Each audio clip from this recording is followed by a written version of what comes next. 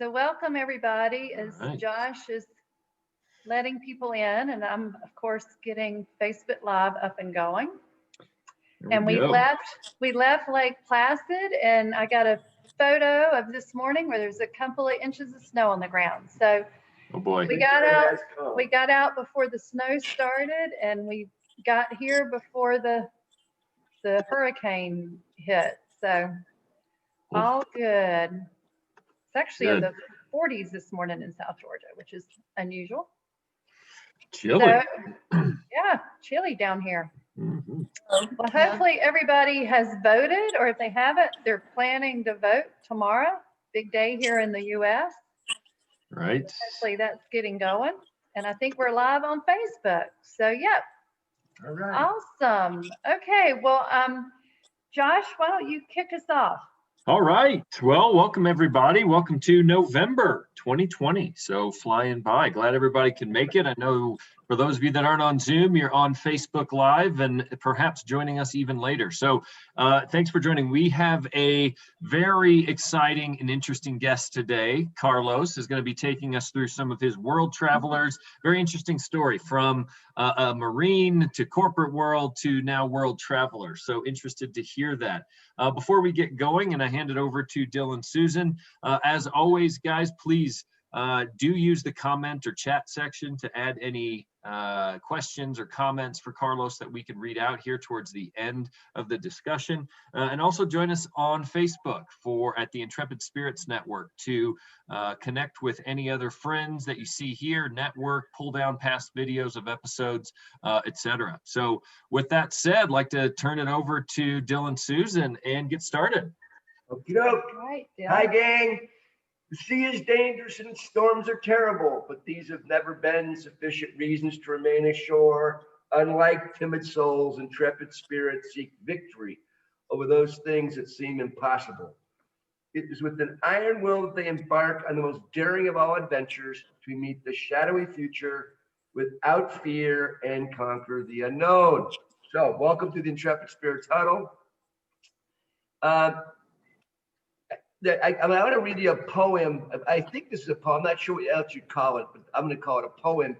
It was written as we head into that shadowy future tomorrow, with the Vote America for the kind of the American centric here.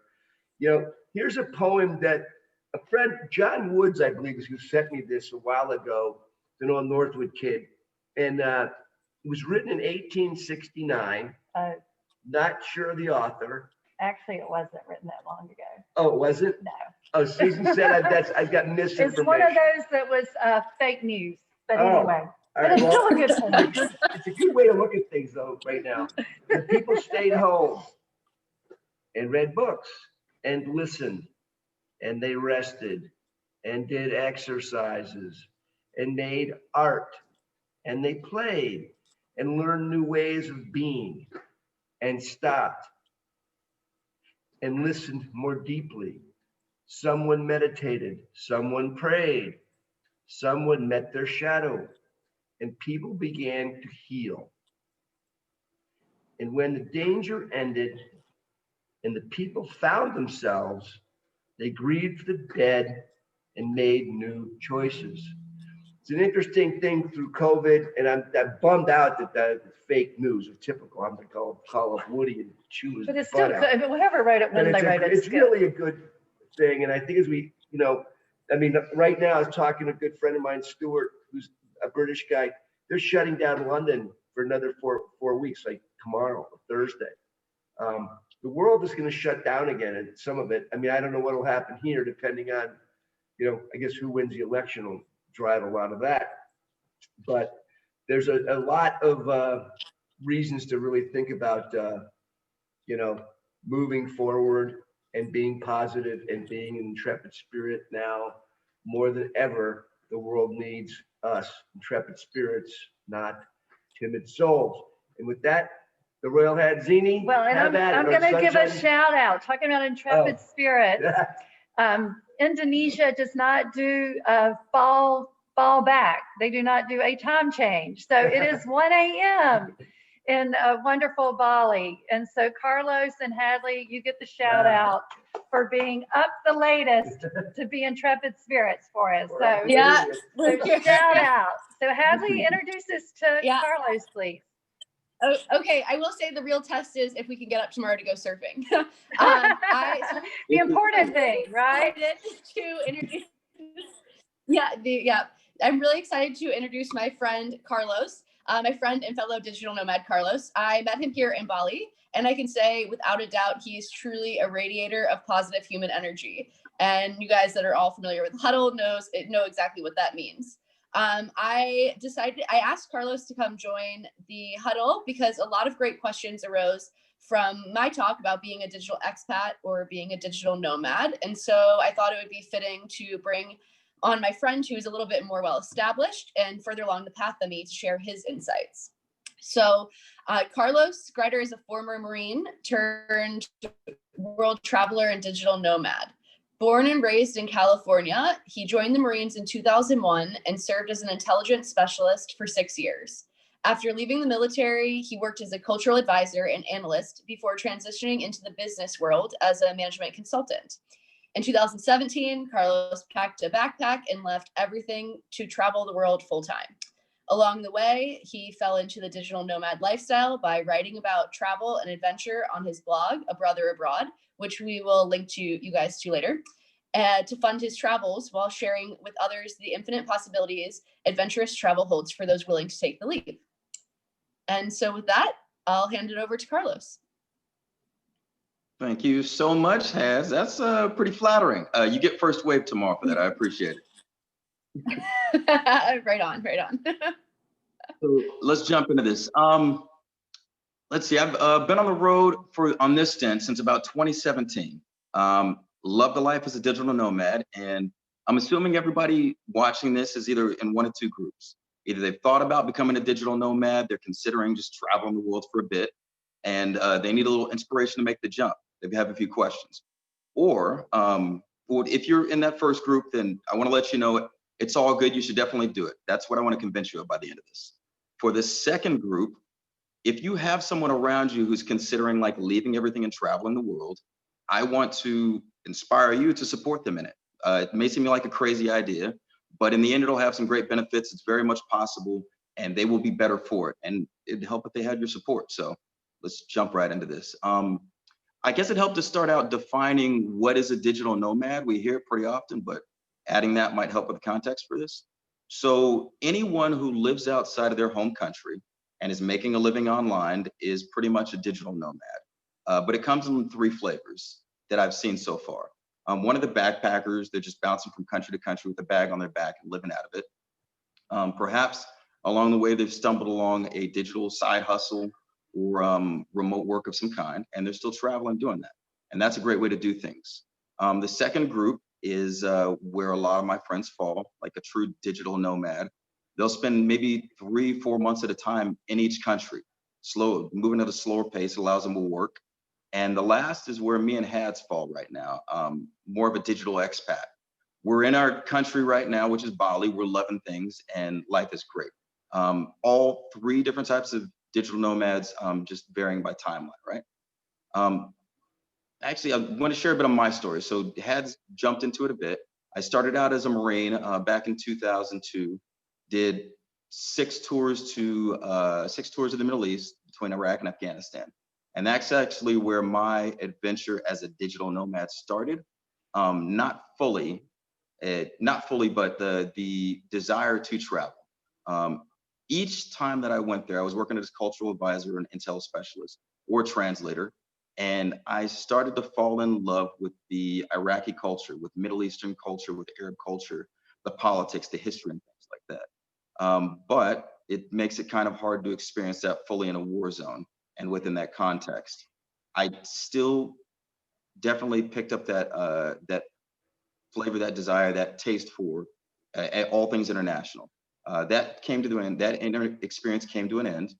Came back to the U.S., went to grad school, got my MBA, studied international business and marketing, and decided to get the highest paying job I could find, which wasn't on Wall Street. So I ended up working as a management consultant, just solving problems and helping businesses do what they do. It was about 3 months into that experience when I realized that I wasn't going to stay in the corporate world. It just wasn't for me. It's great for some people, but I still had that itch. I had the desire to experience other cultures outside of the context of war. I wanted to taste different foods. I want to see different places. I wanted to learn different languages. I wanted to figure out what the rest of the world was about. And the job that I had in the corporate world, it just wasn't fulfilling me enough for some reason. So I made an escape plan. I decided that 2 years from that point, I was going to give myself a year to travel the world, which I ended up doing. And that's more so where the digital nomad adventure started. That first year when I left, and I'll get into this later because I have 10 tips that I want to give everybody who either wants to be or potentially knows a digital nomad. Before I left, I worked on creating as many marketable skills as I could. I started building websites and managing websites, and that's what I was doing for my first year of travel. The thing that inspired me the most in my travel was this bucket list that I created. I put everything that I could think of on there that I wanted to do within a year, and gave myself the time to do it. I wanted to try sushi in Tokyo. I wanted to go to the Galapagos Islands. I wanted to see Everest with my own eyes, and I wanted to ride a motorbike on the Ho Chi Minh Trail. I had all these things I was doing this first year that were driving me in terms of my passions, but I was still tied back to the corporate world in terms of forcing myself to do a job for money, building websites and managing websites. I lucked out later in the year when my website that I was writing for myself started generating some cash, and I became more of a successful digital nomad instead of fake it till I make it digital nomad. And at that point, life started to become grand. That was at about the end of the first year, which is the end of the timeline that I gave myself. I came back to the US. I came back to the US. I was still writing a little bit on my site, but I was supposed to do a few interviews with a consulting firm. Got to the last level, got to the last interview. I was sitting in my car in Dallas. They said, "You have the job. You just got to go talk to this person on Monday." And I thought for a second, and I decided to do her a favor and just say, "Hey, you know what? I can't do this. My heart's still on the road. I'm going to leave to Portugal in 2 weeks. I just decided that right now. Give the job to somebody else." Not the nicest thing, but I think it was the best for both of us involved. Since then, that was in 2017. Since then, I've been on the road as a digital nomad. And hang on one second, I think I got some notes. I've been on the road as a digital nomad. It's been the best experience I've had in my life. I've said that if I could trade, if I had to do 10 years in the corporate world or 1 year as a digital nomad traveling, I would totally trade 10 years of my life for it. It was fantastic. And if we still have enough time, Dylan, Susan, I would like to give the 10 ideas that I have for anybody curious about the path. Would that work? Absolutely. We got plenty. We 10 got more- 15 minutes. 15 minutes, yeah. Perfect, 15 minutes. All right, so number one, if you want to pick up and travel the world and work along the way or just travel the world, it's possible at any age. In your 20s, it's easier, do your gap year. In your 20s and 30s, you have your network of resources that'll help you out. You have had a chance to save money. In your 40s, I've met so many people that have their 2 children that are surfing here on Bali and they're sitting on the beach with a coconut. In your 50s, it's even more possible. At that point, I assume it's going to be a retirement visa, but it's possible at any age. And I can answer tons of questions on that. Number 2, it's possible on any budget. If you're here in Southeast Asia, as long as you can make $50 a day, then you're living like a king. If you can make $25 a day, then you're living just as well as you are in the US. There are so many opportunities at places, cities, countries that are geared towards foreigners coming in. You can working remotely and living a high quality of life for low cost. Very, very easy. That leads into point number 3. There are these digital nomad hives around the world that a lot of people don't know about. Each one of them has a certain character and it has a certain benefit to the people who are there. For instance, if you have a startup and you want to get going and you want a support network there, go to Chiang Mai. You can live for about $750 a month and they're all hustle. If you love the water and you want to learn how to surf and you want to live that San Diego dream without the San Diego price, come to Bali where me and Hads are at. That's why we picked it. Snowboard in Bansko, learn to cook in Buenos Aires, Medellin. There's so many there, so many different places that have exactly what you or the person that wants to go needs at a great cost. So don't rule it out just because of budget or because you might be a particular type of person like me. Number 4, being a digital nomad and traveling the world doesn't have to last forever. Sometimes, I mean, how many times we pick up a hobby that lasts 6 months or a year or 2 years, and it's a fulfilling 2 years. The same thing can happen for somebody wanting to travel. If somebody jumps into things and they travel for 2 years and after that their money runs out and they go back home, that's fine. I guarantee you it'll be a fantastic 2 years. Irreplaceable experiences, growth professionally and personally. It's incomparable. Or you can do like me and maybe Hads will and do it indefinitely. But a year at a time is just fine. So don't put that stress on it. It has to be last forever. Number 5, the successful digital nomads I know that have been doing it for a couple years and make money with what they're doing. Most of them have combined a passion with something practical, and they practice both from the very beginning, whether it's doing social media marketing and their love of puppies. For me, it was marketing, web development, and travel. I was able to, after a year, figure out how to combine those in a way where I sustain myself. So if you do jump on this path, plan on something practical, but hold on to your passions because they're going to get you through the rough times, and they will roll together in the end. A couple of my favorites are a friend of mine who was he was an athletic coach as well as a personal trainer, but his passion is like passion and love, relationships. So he melded it into a relationship coach. He makes 6 figures a year doing that, and he's living the dream. He's here in Bali. Another buddy did the same with developing apps for travelers. So many opportunities, but practicality, something practical and something you're passionate about. Hold on to those and drive them through. Actually, those are the ones those are the 5 that I recommend for the DNs, for the digital nomads. And I've got a few for the support network. Number 6, this one's my favorite.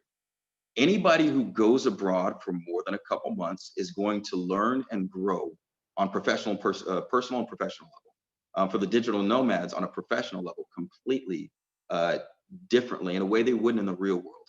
I've started so many small businesses and consulted with so many people running successful small businesses here in Bali than anywhere else. I've learned so many things about marketing, sales, business, digital business models, big data, all these buzzwords. I'm learning about these while running a blog, which sounds kind of cheesy, but it works. So if anybody you know is planning to go, just let them go. Even if they don't do the business thing, even if they're just traveling, the emotional growth that comes from being exposed to different cultures and dealing with your own issues on the road is amazing. Number 7, okay, this is a funny one because it's all about finding family. If somebody travels for longer than 3 months, they're going to find family. It's a weird one because people ask me what I miss from home. And the first thing I say is Reese's peanut butter cups. And they always wonder why I didn't say my family. It's because coming to a place like this, it selects a certain type of people, a certain type of person. And we end up connecting very deeply with those people very quickly. Here on Bali, I have like a tribe of people that are like family. I just had a barbecue with one of them earlier, hugs and kisses and everything, check on them, see how they're doing. When they leave, I take care of the kitties, and Hads is a part of that family. Doesn't replace a family back home, but there is a support network and a family you will find being on the road, especially the longer you stay. Number 8, mini retirements. I wish more people would take mini retirements. There's no reason to wait until 60 years old to do the dream thing on your bucket list. Do it while you still have the cartilage in your knees. Whether it's a gap year, whether it's a sabbatical between jobs or something like that. We don't have to go around the world 4 or 5 years at a time. Get 3 months, take the kids, take your wife, take your husband, and just go and do those things on your bucket list now, and then go back to the real world. This is a way to explore an adventure, but at the same time, you can get this experience without the risk. So add mini retirements and use it as a stepping stone to becoming a digital nomad. Let's see, number 9 is many digital nomads actually don't plan to become digital nomads. They just follow the opportunities. This was what happened with me and a lot of my friends. You just end up traveling, you're on the road, an opportunity pops up, an idea, you start an app, you meet someone who needs a social media manager, you meet somebody who needs a project manager, and you realize that it's a way to stay in your favorite place. It's a way to stay in Tokyo, or a way to stay in Paris. It's all about following the opportunities and keeping your eyes open. And if that happens, then roll with it. If it doesn't, then don't worry about it. Then you just end up having a great travel experience. But Many DNs don't plan, successful DNs don't plan on becoming successful DNs. And the last one here is, the worst that can happen isn't that bad. If you're traveling the world, you've got travel insurance, you're going about it responsibly. The most that'll happen is you just have to go home. You run out of money and you go home with some memories. Hopefully mom and dad welcome you back with a hug and say, okay, you can sleep on the couch until you find a job in a few weeks. You can entertain with some great stories. You can reconnect. I've had a few friends who, they didn't run out of money. They just decided to go home after a year.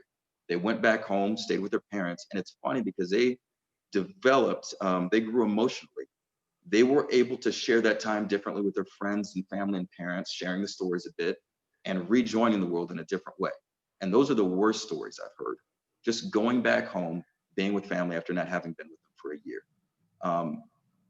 Those are the 10 things that I would tell people to help them understand the whole digital nomad experience. Are there any questions though that I should be answering at this point?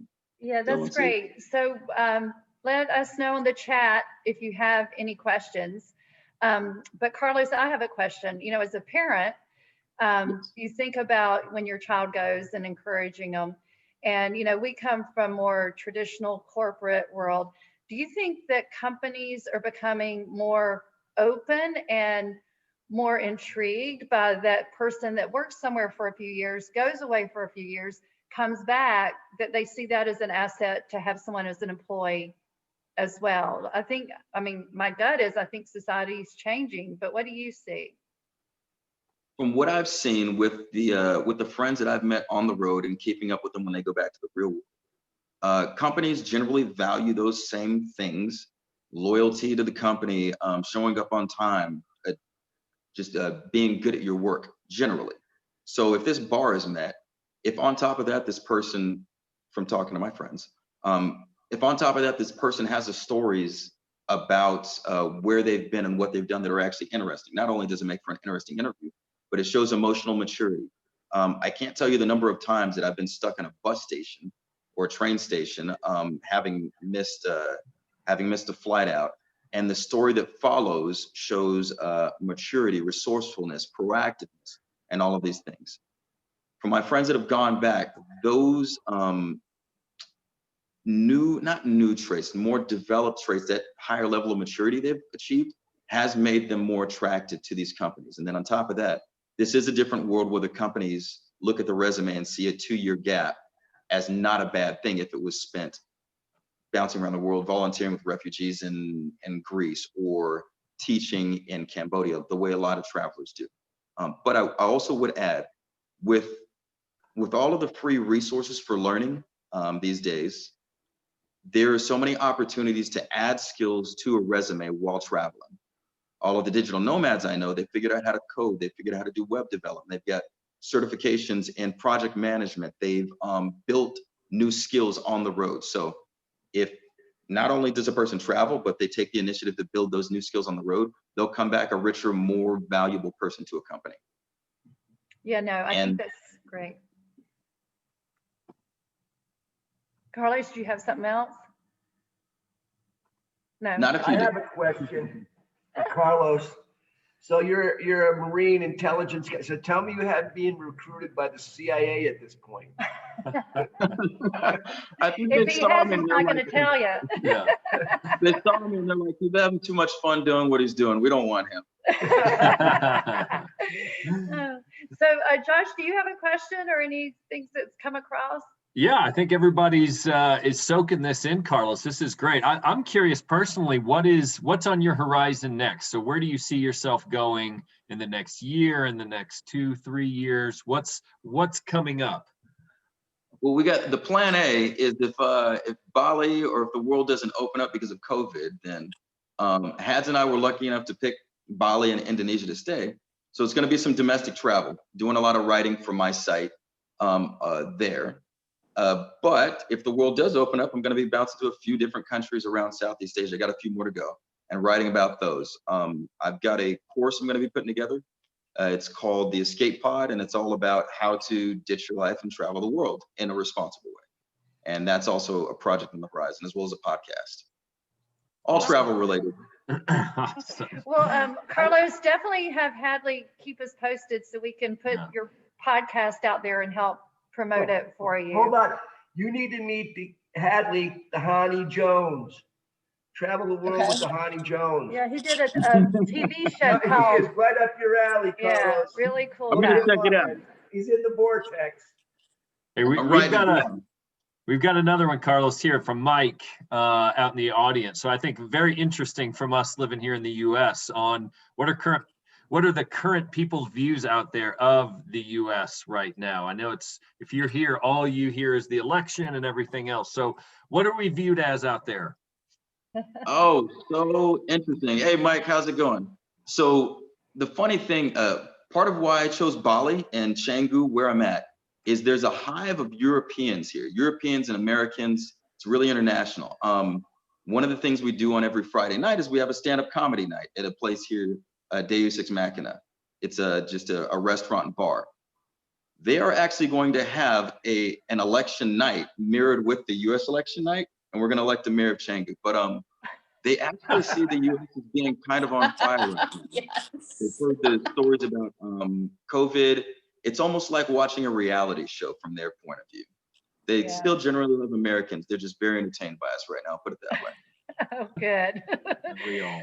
I saw there was another question, Josh. What was that one? Yeah, so we've got another one, Carlos, from Eric. So when you travel, how do you seek out a business center for possible opportunities? Is that how you work? And I get the finish of this question is, if you want to establish a business center for digital nomads, how would you market that? Is that something that's happening or that you see out there right now? So I'm going to have to make an assumption answering this question. By business center, do they mean like a co-working space, or you think they're talking about? I think so. Yep. Yes. The co-working spaces are very easy to find thanks to Google. Here on Bali, I know at least 20, and that's within maybe a 30 or 40-minute drive. But the market for them during when COVID's not happening is pretty big. I've been a member at like 4 of them, and all of them have been fully packed. I personally wouldn't look into starting one of those. There are a lot of different, a lot of other opportunities, but outside of Bali, a few countries I'd look at: Vietnam, the Philippines, Malaysia, actually. Great opportunities there if they wanted to start a co-working space there. But there are a lot of other opportunities besides that. So And Mike wants some ideas, you can reach out. Yeah, I think that was from Eric for show. So we'll have to connect you to we had Hadley and the Intrepid Spirits Facebook page or face group. We'll get you guys connected. Maybe there's a business plan coming on out of this. Yeah. Okay. I'm approaching retirement. All right. I have to say this. But there was one last question that came in from Mike. Carlos, how are your scooter skills? Oh, my scooter skills are like boss level. 1 to 10, they're 11 now. That's right. We by whether or not we've been in an accident yet. If you can make it a year on Bali without getting into an accident, you're like level 11. Wow. Oh, wow. So Hadley got her helmet. Hopefully she's last Christmas. So hopefully she's wearing her nice pink scooter helmet. Hadley's one of the safest drivers I've ever seen in Bali. I swear, she's like 4 levels above me. Thank you. All right. So we don't have to worry about her scooter. Without an accident, so we're on to something good. Knock on wood. That's right. Well, this has been great, Carlos. I feel so much better knowing Hadley is over there with some wonderful people, and to get to meet you. So as a parent, that gives us a lot of comfort. So thank you so much. And then Dill's going to close us out. Yeah, I just would say this though, Carlos, fantastic. And you know, it's funny, but like Josh has been a digital nomad, only he didn't know it. We have a tremendous amount of guys and gals that work for us, and it's been anywhere from a year to 18 months in different Olympic cities and World Cup countries. Wow.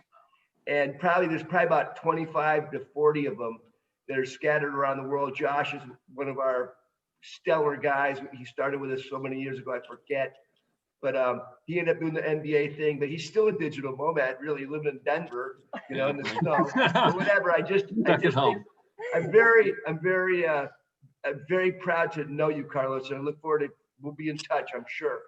Thank you so much for the opportunity, though. Yeah. Just closing it down, I just would say that you know, it's my prayer that everyone behaves tomorrow night and the days that follow, so none of us get hurt during these difficult times.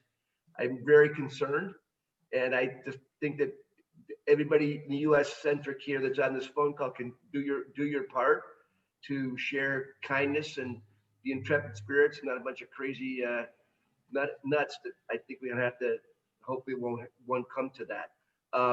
Anyway, with that said, we'll see y'all next week. Hip hip Hooray! Hooray! hip hip Hooray! hip hip hooray! Hooray! Great Thank job, you, guys. Bye.